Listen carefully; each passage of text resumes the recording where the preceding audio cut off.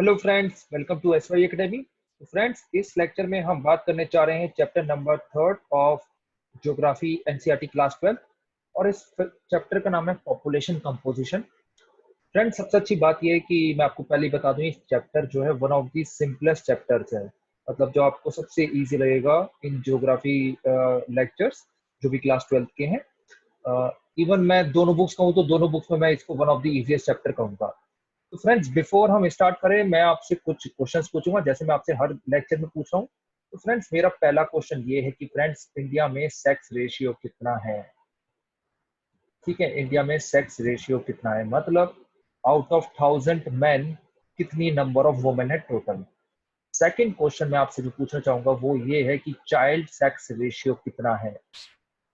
ठीक है, ये जब भी आपको आंसर देना है फ्रेंड्स, तो आपको ये आंसर देना है कि अकॉर्डिंग टू 2011 सेंसस। ठीक है, तो और किसी स्टैट को यूज मत करना, सिर्फ ये सही स्टैट है। हाँ, अभी 2020 चल रहा है, लेकिन 2020 में अगर कुछ और किसी एनजीओ ने लिया है सर्वे या किसी और ऑर्गेनाइजेशन ने लिया है तो वो वैलिड नहीं होता।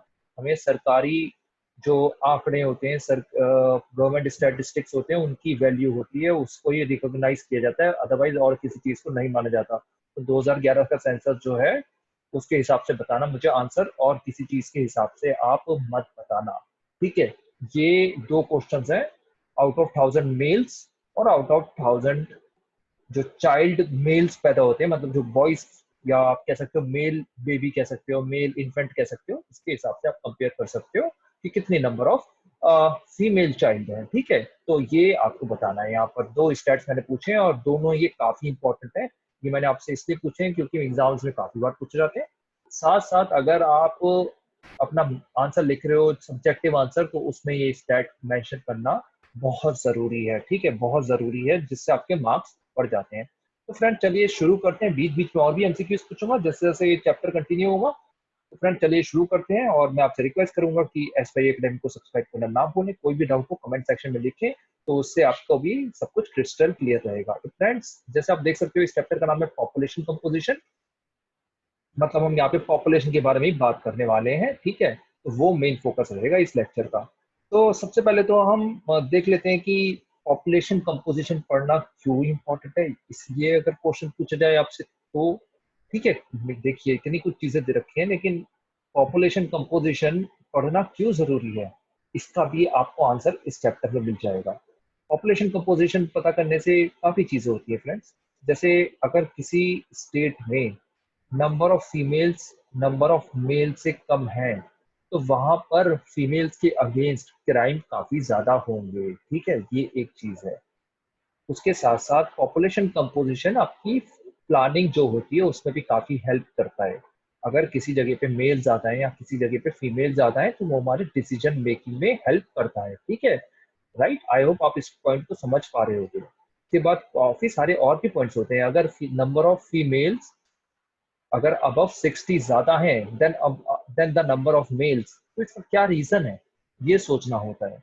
और क्या पॉलिसीज कर सकते हैं कि जो डिफरेंस हो। अगर ऐसा हो रहा है कि हम, ठीक है, हम ये तो इस पढ़ लेते हैं कि नंबर ऑफ फीमेल्स कम है इंडिया में देन नंबर ऑफ मेल्स, इसके रीजंस क्या है ये हम पढ़ते हैं। इसके साथ साथ अगर डिटेल में जाए तो हम ये भी समझना होगा कि नंबर ऑफ फीमेल्स अबव 60 कैसे ज्यादा है, नंबर ऑफ फीमेल्स सिटी में कम क्यों है, नंबर और राइट। तो ये सारे आप समझ सकते हो, ये रीजंस हैं हमारे ये सब पढ़ने के। फिर उनके ऑक्यूपेशन क्या होता है, डिसीजन क्या होता है। ऐसे ही एक और मैं आपको स्टेट बताना चाहूंगा कि अगर आपकी पॉपुलेशन 60 से ज्यादा काफी ज्यादा है, तो आपका प्लानिंग अलग लेवल पे होनी चाहिए। फिर आपकी थोड़ी सी प्लानिंग ये होनी चाहिए कि आप नंबर ऑफ आपके चाइल्ड ज्यादा पैदा होने चाहिए। ठीक है, आई होप इस पॉइंट को आप समझ रहे हो। आपकी यंगर पॉपुलेशन अगर कम है तो आपका डेवलपमेंट में इशू रहेगा, राइट। फिर डेवलपमेंट में आपको यंग पॉपुलेशन चाहिए होती है, और क्या यंग पॉपुलेशन होती है, क्या वर्किंग पॉपुलेशन होती है, वो भी हम समझेंगे।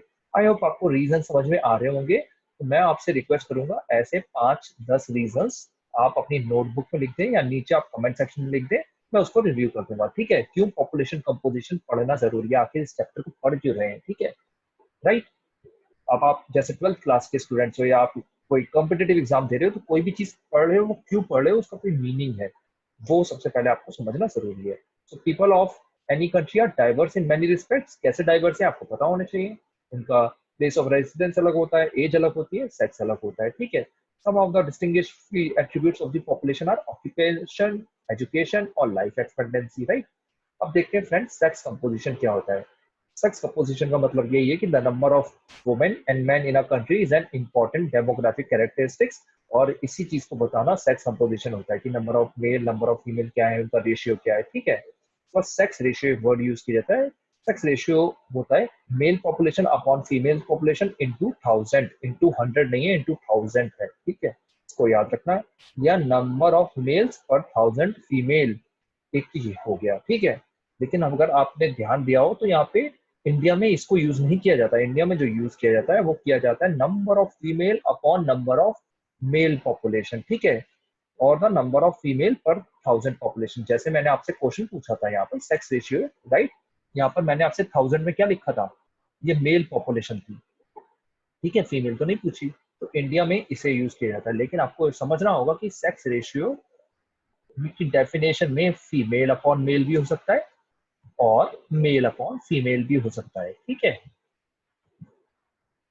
मेल अपॉन फीमेल भी हो सकता है, फीमेल अपॉन मेल भी हो सकता है। तो ये वाला इंडिया में यूज किया जाता है। इसके लिए जनरली क्यों यूज किया जाता है, क्योंकि फीमेल पता चल जाता है कि 1000 मेल है तो इतनी फीमेल है, मतलब इतनी कमी है, तो जनरली इसके लिए यूज किया जाता है। अदरवाइज कोई भी यूज किया जा सकता है। तो पॉइंट मेरा समझाने का ये है कि अगर किसी एमसीक्यू पूछा जाए और आपसे लिखा हो मेल अपॉन फीमेल, तो आप ऑप्शन में कंफ्यूज ना हो जाए, कहीं कुछ गलत मार्क ना कर दे, या none of the above option हो उसको मार्क ना कर दे। मेल अपॉन फीमेल ही आंसर है, ठीक है, सेक्स रेशियो का।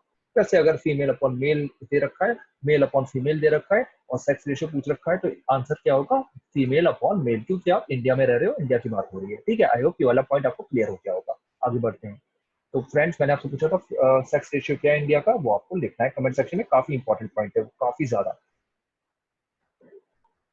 तो ठीक है, हम और चीजें इसमें आगे, ठीक है फ्रेंड्स, अब हम आगे की चीजें देखते हैं। सेक्स कंपोजिशन आया हो आपको क्लियर हो गया होगा। तो इसको समझने से हमें पता चल जाता है कि पॉलिसीज क्या क्या है, ठीक है। पॉलिसीज हमें क्या रखनी है, किस क्षेत्र में क्या रखनी है। देखिए कहीं कहीं पॉपुलेशन जो है नंबर ऑफ फीमेल ज्यादा है, कुछ कुछ स्टेट्स हैं ऐसी। कौन सी स्टेट्स हैं ऐसी, कमेंट सेक्शन में लिखिए कि जहां पर number of females number of mails से ज्यादा, ऐसी स्टेट्स कौन सी हैं। और लोएस्ट सेक्स रेशियो किस स्टेट का है, उस स्टेट का भी नाम कमेंट सेक्शन में लिखो।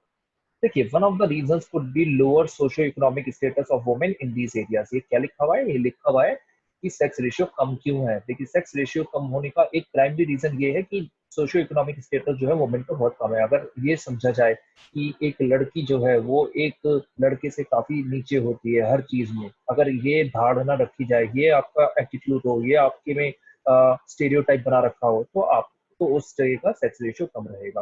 उसके बाद और भी सारे रीजन आप लिख सकते हो कि डाउरी होता है रीजन, ठीक है। उसके बाद आप ये भी लिख सकते हो कि जब काफी रीजन्स में एक दो बच्चे जहाँ पैदा करने का सोचते हैं पेरेंट्स, तो वो सोचते हैं एक दो बच्चे हमारे मेल्स ही पैदा हो। फिर काफी फिर पेरेंट्स ऐसा भी सोचते हैं कि मेल्स जो होंगे वो हमारा ख्याल रखेंगे बड़े होकर। और काफी लोग ये भी सोचते हैं कि हमारे नाम आगे बढ़ाएगा, हमारा खून आगे बढ़ाएगा, और बहू हमारे घर में आएगी यहाँ तो हमें डाउरी मिलेगी। तो समझ सकते हो आप, ये ऐसे बहुत सारे रीजन होते हैं सोशियोलॉजी में हमने देखे हैं, ठीक है। उसके बाद डोमेस्टिक वायलेंस भी है, उसके बाद सिक्योरिटी का भी बहुत ज्यादा इशू होता है। तो ये सब पॉइंट्स हैं जो आप समझ सकते हो कि जिसकी वजह से ये कहा जाता है कि okay we want male child, ऐसा लोगों में सोचा जाता है। और आप समझ सकते हो कि इसमें से काफी सारे रीजन जो है वो गलत ही हैं, ठीक है, वो गलत ही हैं। तो बस ये लोगों में धारणा आ रही है, अब क्या कर सकते हैं, ठीक है। अ, हम क्या कर सकते हैं, कर तो वैसे बहुत कुछ सकते हैं। आपको आप you are the next generation of this country. और आपने अगर वैसे चेंजेस आ भी रहे हैं, अब इतना ज्यादा डिफरेंस करते भी नहीं है पेरेंट्स, जो न्यू जनरेशन के पेरेंट्स आ रहे हैं। और आप भी ऐसा पॉजिटिव एटीट्यूड रखिए, ठीक है, मतलब इक्वल माने, दोनों को इक्विटी में बिलीव करें। और यहाँ पर देखिए बहुत ही अच्छी बात दे रखी है, natural advantage versus social disadvantage. Females have a biological advantage over males as they tend to be more resilient than males. तो देखिए ऐसा असली में तो ऐसा होता है, लेकिन बोला कुछ और जाता है क्योंकि लोगों को कुछ पता ही नहीं है ना। असली बात तो ये है कि इंडिया में एजुकेटेड लोगों की काफी कमी है, right? Yet this advantage is cancelled out by the social disadvantages and discrimination that they face. तो आप इसका एक एग्जांपल ले सकते हो कि काफी लोग कहते हैं अरे यार गर्ल्स को देखो ये चीज खेलने ही नहीं आती, ये कुछ वो कुछ खेल ही नहीं पाती। अब जब आपने बचपन से उन्हें कुछ खिलाया ही नहीं, आप बचपन से किसी अपने बेटे को खिला रहे हो, कुछ खिला रहे हो मतलब कोई स्पोर्ट्स खिला रहे हो, राइट, जैसे स्विमिंग कर रहे हैं, तो अगर आप बचपन से अपने मेल चाइल्ड को ज्यादा प्रेफरेंस दे रहे हो तो वही चीज में आगे होगा। अब वैसे ही अगर आप अपने फीमेल चाइल्ड को कुकिंग में आगे रखोगे तो वो कुकिंग में आगे होगी। तो यही चीजें होती हैं, ठीक है। तो यही एक धारणा भी होती है काफी लोगों की, होता है कि ओके फीमेल्स तो कुक ही करेंगी क्योंकि उनमें नेचुरल होता है, ऐसा काफी लोग सोचते हैं। तो ये बात गलत है। देखिए जिस चीज में आप बचपन से कराओगे, जो काम आप रिपीटेडली करते रहोगे, उसमें आप तेज हो जाओगे, राइट। उसके बाद देखिए वर्ल्ड पॉपुलेशन जो है reflects a sex ratio of 102 males पर 100 फीमेल्स, ठीक है। And highest sex ratio in the world has been recorded in Latvia, right रखना है लातविया। ये लातविया, एस्टोनिया, लिथुआनिया और डेनमार्क, फिनलैंड, ये सब कंट्रीज जो है ना फ्रेंड्स, ये काफी ज्यादा आगे हैं ह्यूमन डेवलपमेंट पे। ह्यूमन डेवलपमेंट वगैरह क्या होता है हम आगे जाके देखेंगे। और आप अजीब सा देखिए एक स्टैट देखिए, कतर में 311 मेल हैं पर 100 फीमेल्स, ऐसा कैसे है? सोचिए 311 मेल पर 100 फीमेल्स, और अगर 1000 फीमेल हो जाए तो ये कितना हो गया, एक जीरो आगे लगा लो, राइट। तो आप समझ सकते हो कि एक जीरो आगे नहीं बल्कि इसको तो और मल्टीप्लाई करना पड़ेगा, राइट। जीरो आगे लगाने से भी नहीं होगा क्योंकि आप अगर इसको 10 से मल्टीप्लाई करोगे तो ठीक है, इसको भी 10 से करना पड़ेगा, ओके। सो एक स्टैट हम याद रखते हैं, 1000 में, इसमें आप याद मत रखो, इसमें आप याद रखो कि 100 फीमेल्स पे 311 मेल्स हैं, और लातविया में क्या है 85 मेल्स हैं 100 फीमेल्स में, ठीक है। ऐसे ही आप देखोगे पोलैंड भी कंट्री है जहाँ पर नंबर ऑफ फीमेल्स काफी ज्यादा है। तो कतर का थोड़ा सा सोचना होगा, कतर में ऐसा क्यों है। देखिए फ्रेंड्स, आप सबको पता होना चाहिए कतर एक कंट्री है, कहाँ पर है, गल्फ में। Gulf, GCC, gulf cooperation council होती है जिसके अंदर 6 कंट्रीज आते हैं, उसमें हम नहीं जा रहे हैं, कतर भी जीसीसी का ही एक कंट्री है और गल्फ में एक कंट्री है। तो यहाँ पर देखिए नौकरी करने के लिए इंडिया से काफी सारे मेल्स जाते हैं, पाकिस्तान से जाते हैं, उसके बाद बांग्लादेश से जाते हैं, तो नंबर ऑफ मेल्स इस कंट्री में काफी ज्यादा जा रहे हैं, ठीक है। फीमेल का डिस्क्रिमिनेशन इतना वहां नहीं है, ये आपको समझना होगा, इंडिया की तरह नहीं है, मतलब वहां पर इतना डिस्क्रिमिनेशन हो, थोड़ा बहुत है लेकिन इतना नहीं है, ठीक है, राइट। मतलब आप कह सकते हो वहाँ पे फीमेल और मेल की इक्वालिटी, इक्वल ट्रीट किया जाता है। लेकिन बात ये सेक्स रेशियो ऐसा क्यों है, क्योंकि नंबर ऑफ मेल्स अलग अलग कंट्रीज से कतर में जा रहे हैं, तो 311 मेल्स हो गए पर 100 फीमेल्स। फीमेल जो है वो उस कंट्री में जॉब करने के लिए नहीं जाती, ठीक है, क्यों नहीं जाती, इसके डिफरेंट रीजन है। इसके सोशल रीजन हैं, काफी रीजन ये भी हैं कि मैनुअल वर्क होता है, काफी हैवी वर्क होता है, लेबर इंटेंसिव वर्क होता है, ऑयल ड्रिल्स में काम करना होता है, तो मल्टीपल वर्क्स है। बट आपको आई होप ये पॉइंट समझ में आ गया होगा कि नंबर ऑफ मेल्स जो है कतर में क्यों ज्यादा है। सिमिलर काम है, सिमिलरली यूएई का भी सेम हाल है, सऊदी अरब का भी सेम हाल है, और इंडिया के अर्बन सिटीज जो है उनका भी सेम हाल है। क्यों? क्योंकि वहां पर माइग्रेट हो रहे हैं males from different other regions, ठीक है। आई होप ये वाला पॉइंट आपको क्लियर हो गया होगा। देखिए world pattern does not exhibit variations in the developed regions of the world. The sex ratio is favorable for females in 139 countries of the world and unfavorable for them in the remaining 72 countries listed by the United Nations. लेकिन ये 72 countries जहाँ पर number of females काफी जहाँ पर कम है females, वहाँ काफी ज्यादा कम है, ठीक है, वहाँ काफी ज्यादा कम है क्योंकि डिस्क्रिमिनेशन होता है फीमेल्स का, इक्वल ट्रीट नहीं किया जाता, एजुकेशन इतनी फैली नहीं है, ठीक है। उसमें से ही काफी कंट्रीज आप समझ सकते हो, काफी कंट्रीज एशिया के हैं जो भी डेवलप कंट्रीज नहीं है। ये साइन है, देखिए साइन है, ठीक है, अगर कंट्री डेवलप्ड है ना, वहां पर मेल फीमेल को इक्वल ट्रीट किया जाएगा, ये साइन है, दुनिया में आप चेक कर लो, ठीक है। और एक और साइन इसमें क्या है, जहाँ पर डेवलप कंट्रीज हैं वहाँ हर ऑक्यूपेशन को रिस्पेक्ट दी जाती है। इंडिया की तरह नहीं कि डॉक्टर, इंजीनियर या आईएएस बन गए तभी आपको रिस्पेक्ट मिलेगी, या आपने आर्मी ज्वाइन करी तभी आपको रिस्पेक्ट मिलेगी, और अगर आपने कुछ और काम कर रहे हो तो आपको रिस्पेक्ट मिलेगी नहीं। तो इंडिया की तरह नहीं है, वहाँ पे हर किसी को रिस्पेक्ट दी जाती है, ठीक है, हर किसी का कंट्रीब्यूशन को समझा जाता है। एशिया जो है याद रखना उसका has a low sex ratio, and countries like China, India, Saudi Arabia, Pakistan, Afghanistan lower sex ratio है, और इनका बुरा हाल है इन कंट्रीज का, ठीक है। अब आप देख सकते हो चाइना इंडिया की पॉपुलेशन जो है वो बहुत ज्यादा है और वहाँ पे सेक्स रेशियो कम है, तो ये एक सीरियस इशू है वर्ल्ड के लिए। इसलिए आप देखो तो ग्लोबल लेवल पर नंबर ऑफ मेल ज्यादा है, डिस्पाइट ऑफ द फैक्ट कि 139 कंट्रीज में फीमेल ज्यादा है। और आपको ये बात भी समझनी होगी, बायोलॉजिकली फीमेल जो है वो ज्यादा नंबर ऑफ ईयर्स जिंदा रहती है। इसमें क्यों रहती है, इसमें मैं डिटेल में नहीं जाऊंगा, लेकिन आप देख सकते हो इसमें कि बायोलॉजिकली नंबर ऑफ फीमेल जो है वो ज्यादा रहती है। उसमें मैं डिटेल में नहीं जाऊंगा, उसके डिफरेंट रीजन हैं कि डिजीज कम होती हैं, ठीक है, ज्यादा जो फीमेल चाइल्ड होता है रेजिलियंट होता है, ये सब रीजन होते हैं। डिटेल में हम नहीं जाएंगे, कोई डिटेल में अगर इसको बताना चाहता हो वो कमेंट सेक्शन में लिख सकता है। A deficit of males in the populations of many European countries is attributed to better status of women and excessively male-dominated out migration to different parts of the world in the past. देखिए female जो है वो Europe में काफी कम हो गए, क्योंकि क्योंकि वुमेन का इक्वल स्टेटस है, ठीक है। एंड और एक्सेस और जो काफी सारे मेल्स हैं यूरोप से माइग्रेट कर रहे हैं डिफरेंट डिफरेंट कंट्रीज से। कैसे कंट्रीज हैं, जैसे वो ऑस्ट्रेलिया, यूएसए, ठीक है, और साउथ अफ्रीका। यहाँ सब कौन माइग्रेट कर रहा है? मेल्स माइग्रेट करें, मेल्स माइग्रेट करते हैं और वही की वुमेन से शादी कर लेते हैं। तो ये होता है। अब आप बोलोगे मेल, आपका ये भी पॉइंट हो सकता है ना कि यूरोप के मेल्स माइग्रेट करें, फीमेल्स माइग्रेट नहीं करी। ऐसा ही होता है फ्रेंड्स, मेल माइग्रेट करते हैं। आप हिस्ट्री में चेक करते हुए आए होगे, इंडिया में भी जो मेल्स आए उन्होंने इंडिया की वुमेन से शादी करी और जो बच्चे पैदा हुए उन्हें फिरंगी कहा जाता था, ठीक है। एक और स्टेप दे रखा है यहाँ समझने के लिए कि on the other extreme is greater part of Europe including Russia where males are in minority, ठीक है। ये वाला स्टेप है, आई होप आपको क्लियर हो गया कि यूरोप में क्या सीन है और एशिया में क्या सीन है। अब एज स्ट्रक्चर पर आ जाते हैं। 15 से 59 एज जो होती है उसको वर्किंग पॉपुलेशन कहा जाता है। ये एक इंपॉर्टेंट पॉइंट है, इसको आप समझ लेना, ठीक है।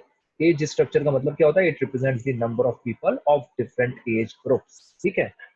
एज एक ग्रुप मतलब ऐसे समझ लो, 0 से 10 इतने हैं, इतने लोग हैं, 10 से 20 इतने लोग हैं, 20 से 30 इतने लोग हैं। और अगर आपकी जैसे ये एज स्ट्रक्चर बनाने से फायदा क्या होता है, जैसे लेफ्ट और राइट में बने हुए हैं एज स्ट्रक्चर, जिन्हें एज पिरामिड भी कहा जाता है, एज सेक्स पिरामिड भी कहा जाता है। एज स्ट्रक्चर बनाने से ये होता है, हमें पता चल जाता है कि हमें पॉलिसीज कैसी बनानी है। अगर आपके में यंग पॉपुलेशन बहुत ज्यादा है तो आपको पॉलिसी ऐसी बनानी है कि उनको स्किल एजुकेशन देनी है, हेल्थ, ठीक है। और अगर आपकी ओल्ड पॉपुलेशन काफी ज्यादा है तो आपका हेल्थ सेक्टर काफी स्ट्रॉन्ग होना चाहिए, आपकी पेंशन पॉलिसीज होनी चाहिए। पॉइंट आई होप आपको क्लियर हो रहा होगा। अब आते आते हैं एज सेक्स पिरामिड पे। एज सेक्स पिरामिड काफी इंपॉर्टेंट चीज है। सबसे इंपॉर्टेंट चीज जो इस चैप्टर की है वो एज सेक्स पिरामिड है। Age sex structure of a population refers to the number of females and males in different age groups. A population pyramid is used to show the age sex structure of the population, ठीक है। तो number of female और mail कितने इन different age group, ये हमें पता चल जाते हैं एज सेक्स पिरामिड में। और ये एज सेक्स पिरामिड काफी सारे टाइप के होते हैं। एक टाइप का होता है जिसको एक्सपेंडिंग पॉपुलेशन कहा जाता है। ये एज सेक्स पिरामिड ऐसा होता है। मैं इसको बना के दिखा देता हूँ कि एक्सपेंडिंग एज ऐसा होता है। इसका मतलब ये है कि एज जो है यहाँ से इंक्रीज हो रही है,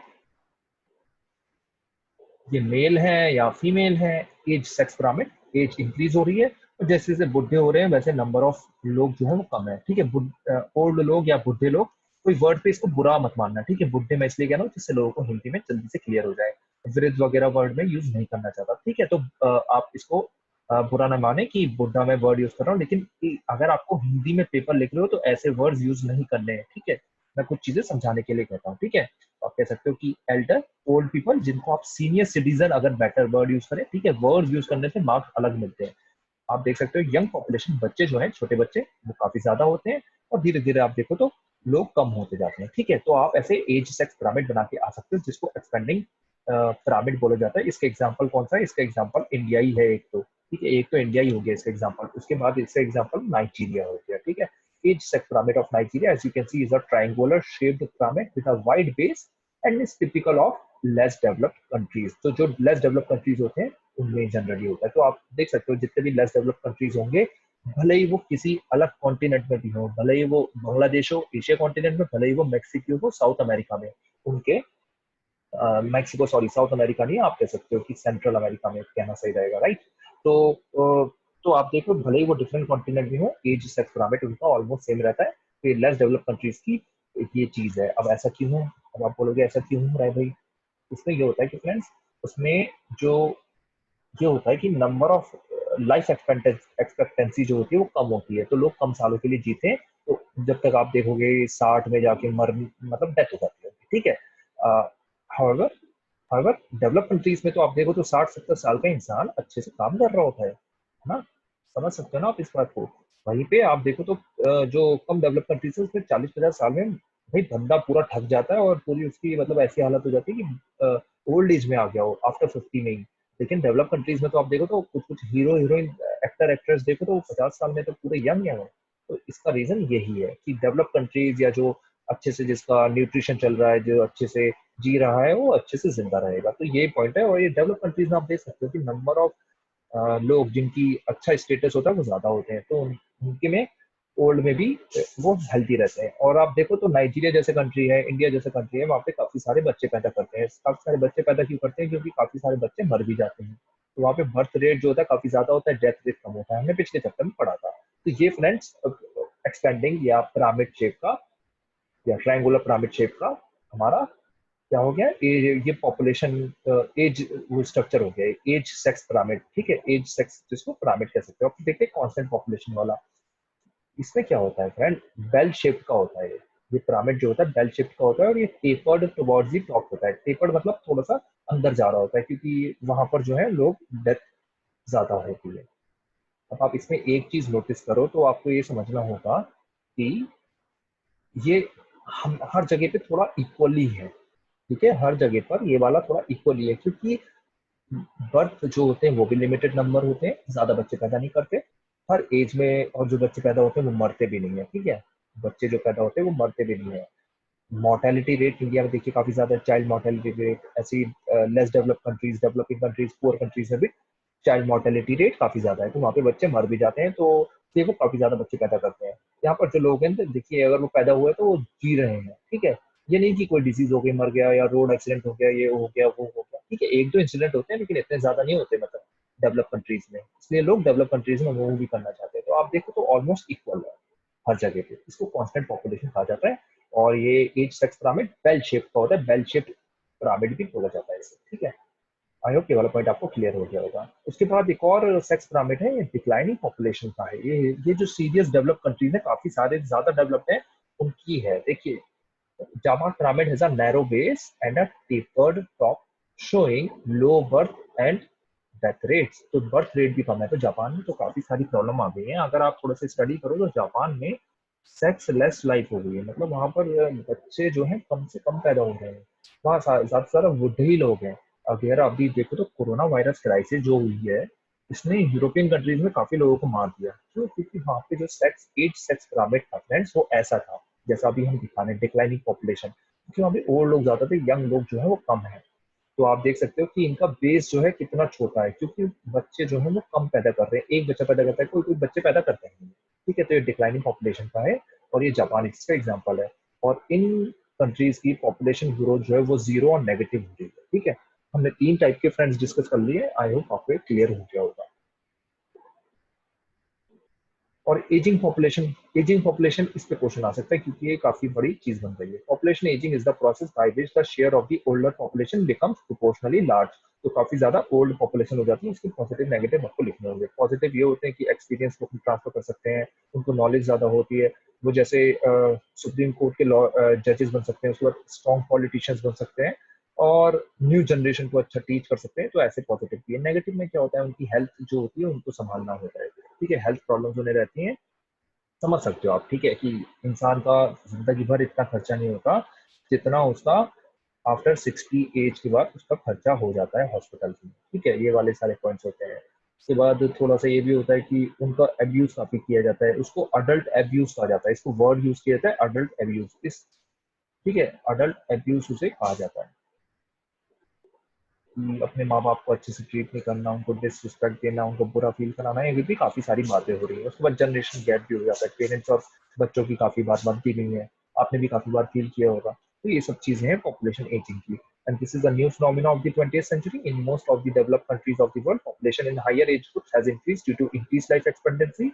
With a reduction in birth rates, the proportion of children in the population has declined. तो देखिए, जनरली ये डेवलप कंट्रीज में और ज्यादा प्रॉब्लम इसलिए बढ़ जाती है क्योंकि वहाँ बच्चे पेरेंट्स के साथ नहीं रहते, वो अलग अलग रहते हैं, अकेले रहते हैं। काफी सारी फैमिलीज तो अब तो हमारे इंडिया में भी दिखने लगी, जो वहाँ पे सिर्फ दो लोग रह रहे हैं, दोनों ओल्ड हैं। ठीक है, और काफी बार अनफॉर्चुनेटली एक अकेला ही रह जाता है क्योंकि इसके पार्टनर की भी डेथ हो जाती है।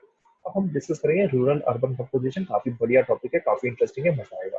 देखिए, age sex occupational structure and density of population and the level of development vary between rural and urban areas. यही रीजन है कि हम स्टडी कर रहे हैं रूरल अर्बन कंपोजिशन। दोनों का जो ऑक्यूपेशनल स्ट्रक्चर होता है, डेंसिटी ऑफ पॉपुलेशन होती है, लेवल ऑफ डेवलपमेंट होता है, बहुत डिफर करता है। और ये काफी सारे अच्छे स्टैटिस्टिक्स भी बता के देता है। और ये काफी इंपॉर्टेंट पॉइंट है जो मैं आपसे डिस्कस करना चाहूंगा, काफी अच्छे हैं एनालिसिस पॉइंट ऑफ व्यू से। देखिए, in general terms rural areas are those where people are engaged in primary activities, and urban areas are those when majority of the population is engaged in non-primary activities, मतलब secondary and tertiary activities. Primary activities क्या होती है? Agriculture, mining, और non primary क्या होती है? जैसे service sector में काम करना, आईटी सेक्टर में काम करना, या मैन्युफैक्चरिंग सेक्टर में काम करना, एजुकेशन, हेल्थ, ठीक है, ये सब आ गए नॉन प्राइमरी में। मतलब आप समझ लो कि एग्रीकल्चर, माइनिंग जो है वो प्राइमरी है, उसके अलावा जो भी बचे वो नॉन प्राइमरी है। आई होप आपको क्लियर हो गया होगा, आगे चैप्टर में और अच्छे से क्लियर हो जाएगा। अब हर कंट्री अलग अलग तरीकों से क्लासिफाई करता है कि अर्बन ये है, रूरल ये है, ठीक है। इंडिया में कैसे क्लासिफाई किया जाता है, ये आगे चल के हम एनसीईआरटी में देखेंगे, जब इंडिया से रिलेटेड एनसीईआरटी पढ़ेंगे, ठीक है। देखिए, रूरल एंड अर्बन यहाँ काफी सारे स्टैटिस्टिक्स दे रखे हैं अबाउट डिफरेंट कंट्रीज, जो आपको काफी इंटरेस्टिंग चीजें बताएगा, जो शायद आपको ना पता है। देखिए, the rural and urban differences in sex ratio in Canada and west Europe like England are just the opposites of those in Africa and Asian countries like Zimbabwe and Nepal respectively. देखिए फ्रेंड्स, डेवलप कंट्रीज और developing countries में बहुत ज्यादा differences हैं, और क्या क्या differences हैं आपको यहाँ पता चलेगा। वहाँ के अर्बन और रूरल एरियाज को अलग तरीके से होते हैं। देखिए, वेस्टर्न कंट्रीज में मेल जो है वो ज्यादा है फीमेल से रूरल एरिया। तो मैं यहाँ पे लिख दूं, कुछ कुछ पॉइंट्स हैं जो आपको नोट्स में लिखने होंगे। वेस्टर्न कंट्रीज में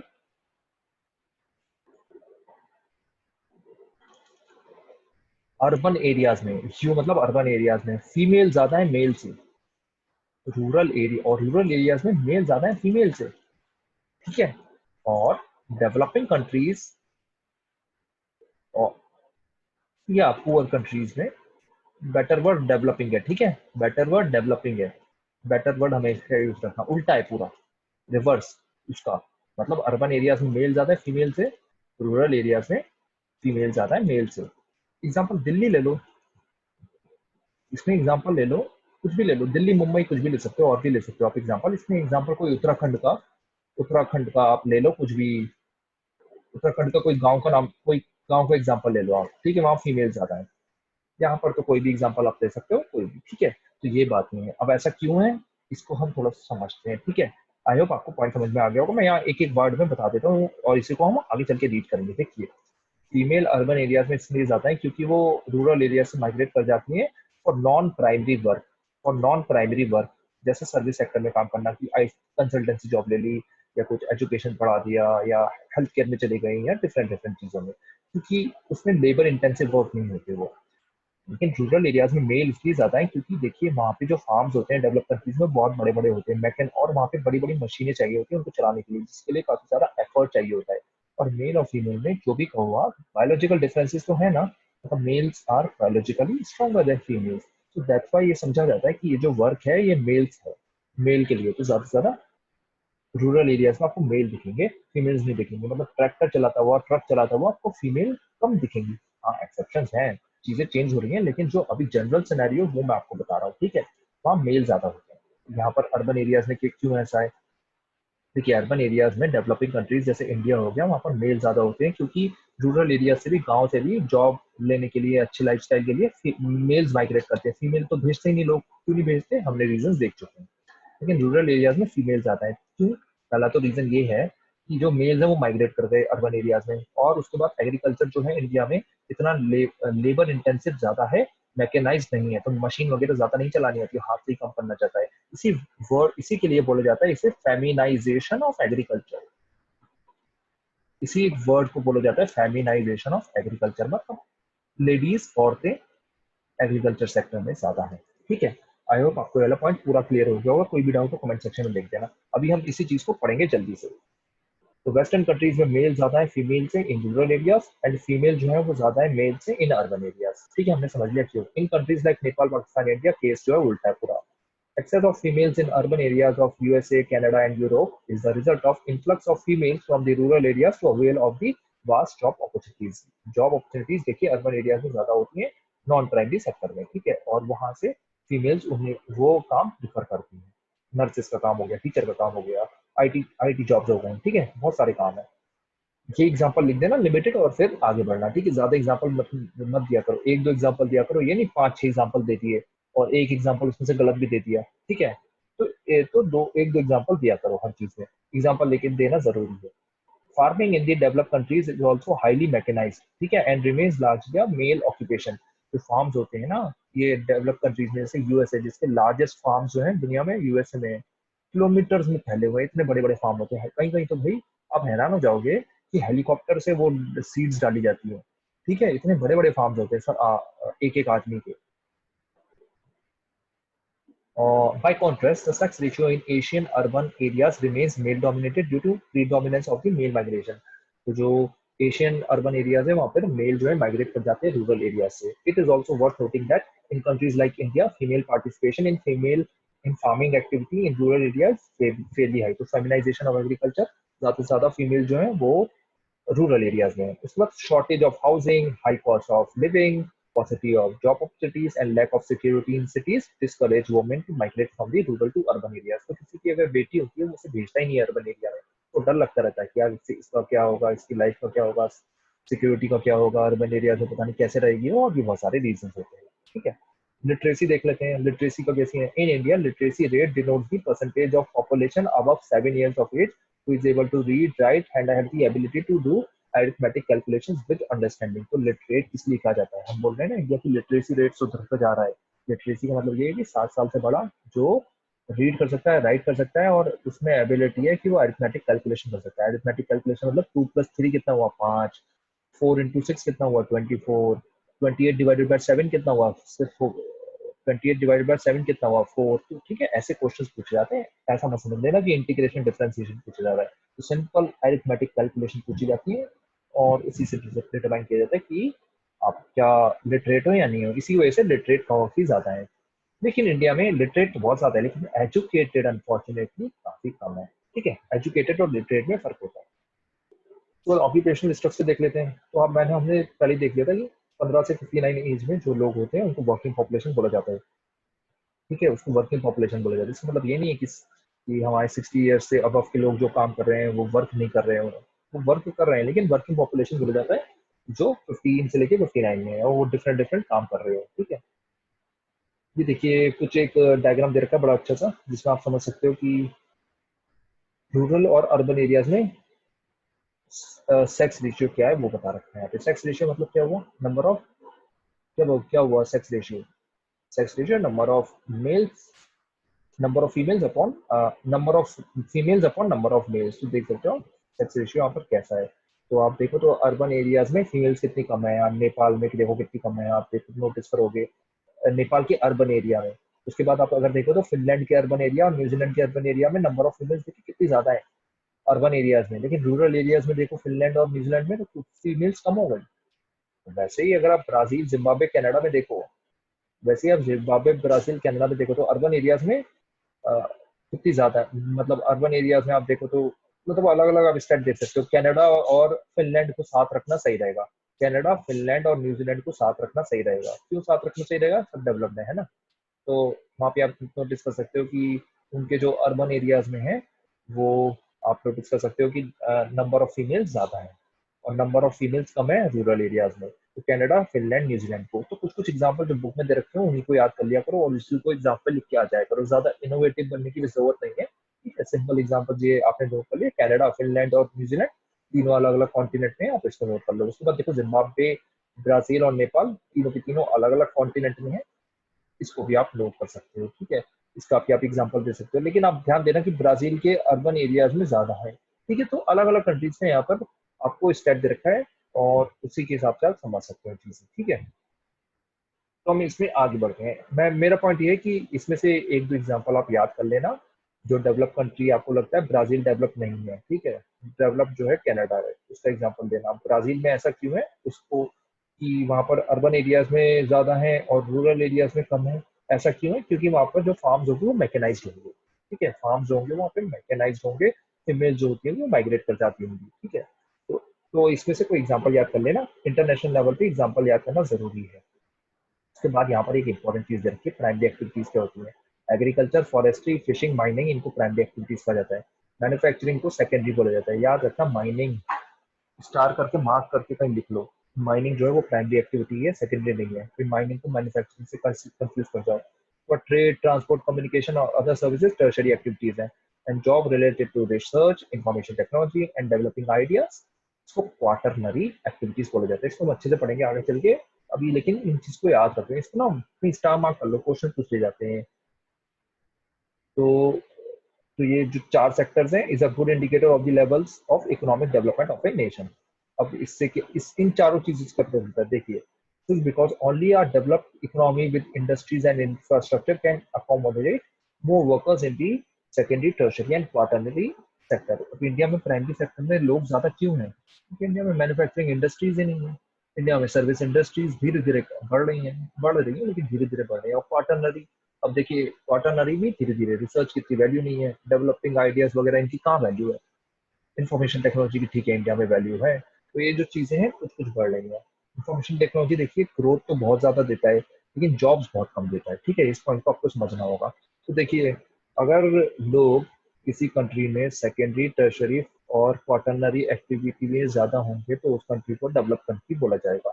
जिस कंट्री में प्राइमरी एक्टिविटीज में लोग ज्यादा होंगे उसको डेवलपिंग कंट्री बोला जाएगा, ठीक है। तो ये चीजें हैं, तो ये सब चीजें इंटर रिलेटेड होती हैं कि प्राइमरी एक्टिविटी में लोग ज्यादा हैं तो वो डेवलपिंग कंट्री है और वहाँ पर फीमेल को ट्रीट अच्छा नहीं किया जा रहा। ये सब चीजें जो होती हैं आप समझ सकते हैं इंटर रिलेटेड होती है।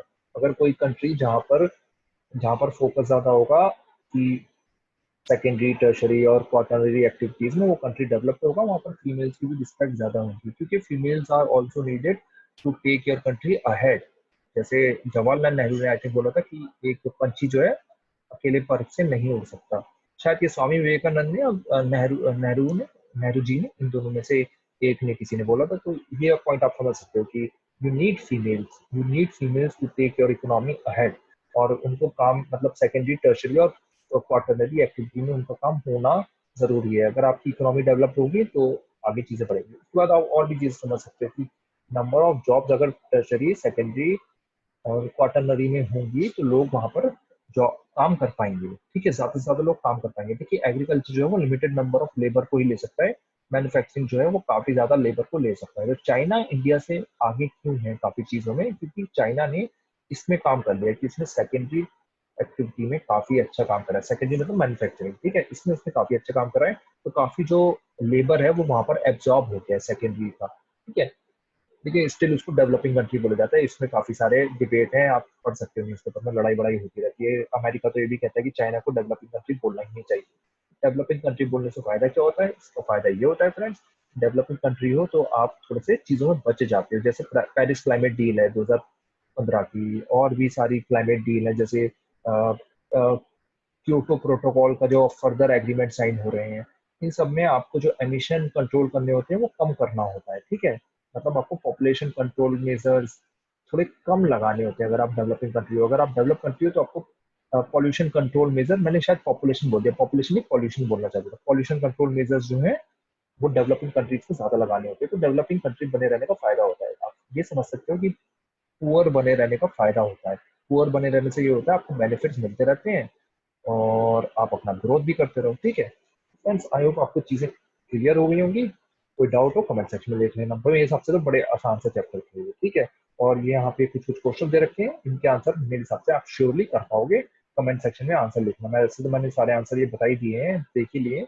कोई भी डाउट हो कमेंट सेक्शन में लिखो और आंसर्स भी लिख देना। और फाइनली एसवाई एकेडमी को सब्सक्राइब करना ना भूलें, इसको पॉपुलर बनाने में हेल्प करें। कोई भी डाउट हो कमेंट सेक्शन में आप लिख सकते हैं। Thank you friends, have a good day.